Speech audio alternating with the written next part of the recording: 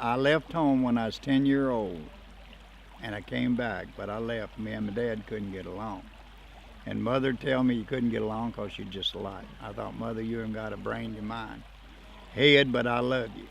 And the older I get, the more Carl Bates I see in me. Wheel and deal, anything I got, I'd rather have something else. But I never say I've never met a stranger, just people I hadn't met before or hadn't seen before. I lied to a friend of mine in Korea, bless his heart, his name was Vought. And he came over and he was on the front line with the rest of us, and he always said he'd never come back alive. And honestly, he was from Ohio. I don't remember the little old town. And I don't believe he was 18, bless his heart.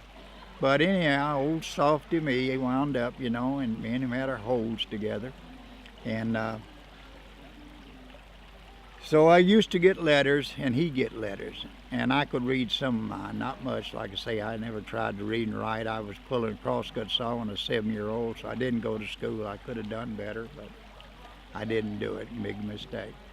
But anyhow, he made me promise on top of the mountain, 1147, just out of Seoul, Korea. And it's out there. If he got a letter, and I did get a letter, he'd pass him. I didn't have nerve enough to tell him I couldn't read.